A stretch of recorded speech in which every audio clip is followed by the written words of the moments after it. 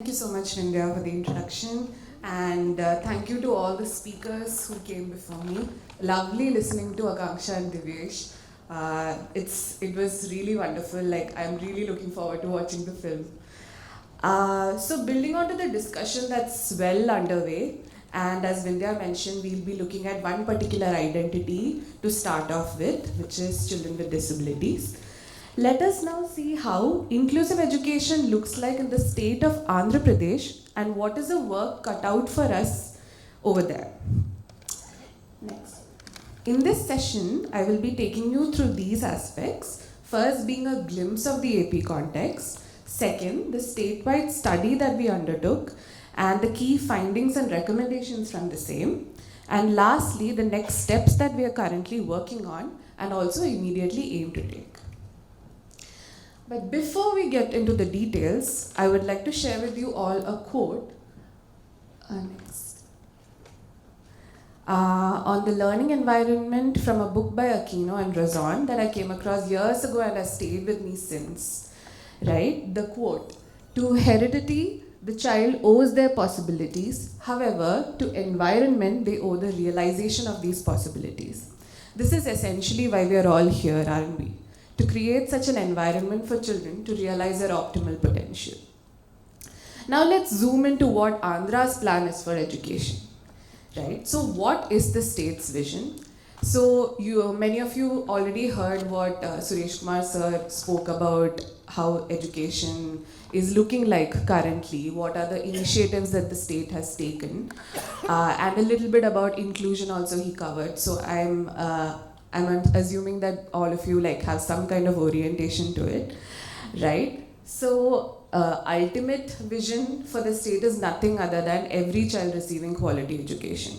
So for this to happen, the state recognizes the need to overcome its teaching, learning, and leadership challenges that's prevalent, right? But before we move on to the challenges, let us quickly see what the state has in place at present.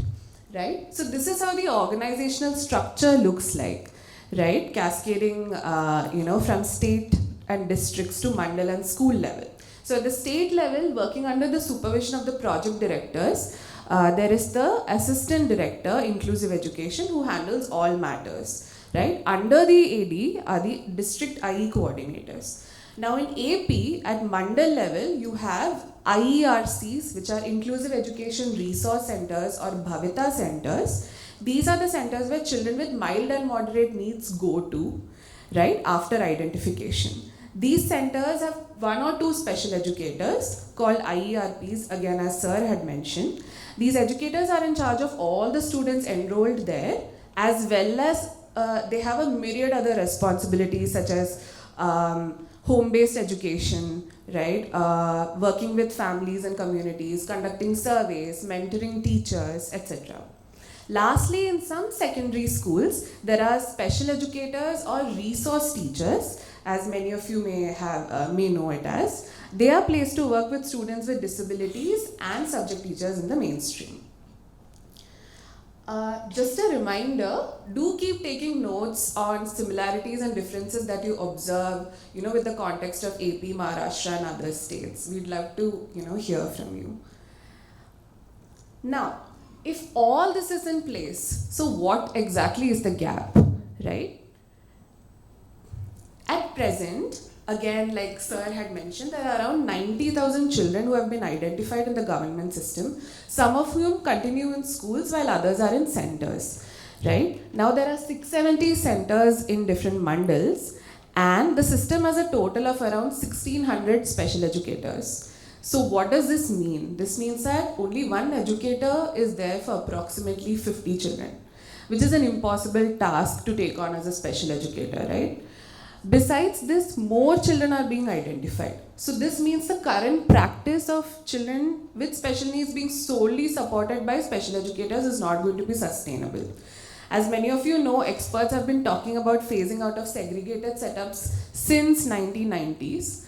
To quote from the Salamanca framework from 1994, regular schools with inclusive orientation are the most effective means of combating discriminatory attitudes, creating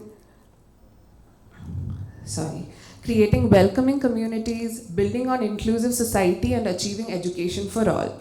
Moreover, they provide an effective education to the majority of children and improve the efficiency and ultimately the cost effectiveness of the entire education system.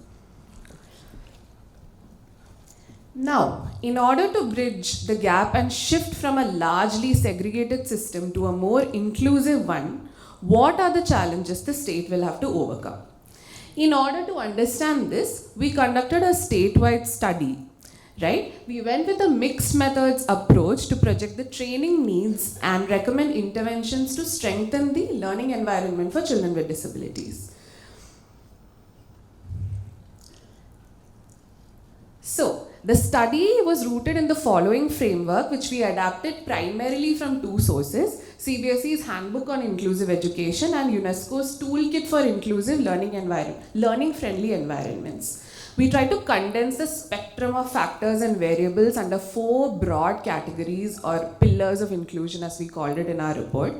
First included identification, assessments, and placements aspects. Second included curriculum, assistive technology, and other teaching aids. Third included infrastructure, schemes, and health and therapeutic aspects. And the fourth involved all the stakeholders across the system and their capacity building. Now let's look at the findings and the corresponding recommendations with respect to each pillar. In pillar 1, on identifications, assessments, and placements, what we found: so as the children entered the schooling system, many of their needs were not being appropriately identified. Therefore, the children may not be placed in the right setting to receive support. For instance, there was a lot of misdiagnosis happening in the case of cognitive and developmental disabilities like specific learning disability and autism spectrum disorder, due to which they were unable to avail exam exemptions. Further, proper psychoeducational assessments are also not happening currently. Now, post-identification, children with milder needs, as mentioned earlier, are also placed in segregated setups at other resource centers. So, correspondingly, these were some of our recommendations. First is to update the current system of certification as per the number of disabilities under the latest RPWD Act. Now, bringing together all the disability-related data from different departments is another aspect that we recommended, because identification is happening across different departments like disability welfare, women and child, as well as health. So, to bring it all together under a same DMS system. Then recruiting and partnering with external organizations and practitioners to conduct these psychoeducational assessments. And in the longer run, as everybody has been making the case for it, the gradual phasing out of these segregated setups and moving into more inclusive ones. So centers must exist as a last resort where children with more severe needs can come in. So that's the vision right now of the state. Now moving on to the second pillar, which is on curriculum. What we found was both special and general educators are faced with looming challenges of high ratio, pupil-teacher ratio, lack of flexible and inclusive curriculum, including inclusive assessment practices, lack of assistive aids and technology, increasing content complexity as we move up the grades, etc. So what recommendations we came up with was to make the existing content and assessments more accessible, again with the support of external partners, integrating inclusive co-curricular activities into the academic calendar, digitizing the individual education program recording, the documentation aspect of it. This is currently, in the works. We are talking with, we are talking with Diksha teams at national level and also a couple of other external partners who can, support us in digitizing this process. Also, if anybody is already doing similar work, do reach out to us after this. We would be happy to connect. Also, in the long run, we would have to work on making the curriculum as a whole more flexible in terms of subject options, vocational education, multimodal learning and assessments, and better planning for homebound education. Moving on to the next pillar, here is what we found. There's a general lack of physical accessibility across schools and centers, which is also a reason for children largely being in segregated setups. There's also some lack of medical and therapeutic support, which is again, inconsistent across these centers and schools. And as all of us know, that children with special needs may have a lot of associated health conditions, and this is a major, hindering factor. So what did we recommend? Working closely with the Nadu Nedu program that Suresh sir was talking about, which is on enhancing the infrastructure of schools, right, to make them more accessible. Secondly, providing assistive technology and the related training to both students and educators. Again, this is something the state has already begun working on with the support of external partners. They're also in the process of procuring tabs for distribution. Again, for special educators as well as children with print disabilities. This is what they are starting off with. Regarding children who receive home-based education, many educators are concerned such as lack of space at home, parental resistance. Also, the environment at home is not that conducive to learning. So we recommended that ground level personnel can support in identifying community learning spaces, and they can be equipped with the basic infrastructure and materials. Lastly, creating teaching assistantship opportunities for parents and senior students, and we're looking at ways to incentivize this. Now we move to the last pillar, which is on capacity building of stakeholders. Again, what we found was there's not enough focus on educator well-being. Current trainings are more theoretical and less frequent in number, and mostly conducted by peers themselves. So we are looking at making it more, bringing in more experts and making the trainings more frequent, and covering priority topics like inclusive pedagogy, gender and sex education, etc. And also, focusing on the mental health of the educators themselves, right? Myths and misconceptions are also pretty abundant among the stakeholders. So that's also another area that we would like to cover in the capacity building programs. And in the long run, we are also looking at creating family support plans for primary caregivers, such as mothers and sisters who are usually taking care of these children, and maybe enable the creation of support groups and counseling for them. And in the long run, diets and other teacher training institutes need to be mandating inclusive education experience in the B.Ed curriculums. Now, I'm sure as I ran you through all these challenges, many of you would have been able to relate to your own states and regions of work. Many of you must already be addressing them and generating tons of ideas to address them. So please do share them with us. After multiple rounds of meetings and workshops with state, we prioritized few areas which I would just like to show you quickly.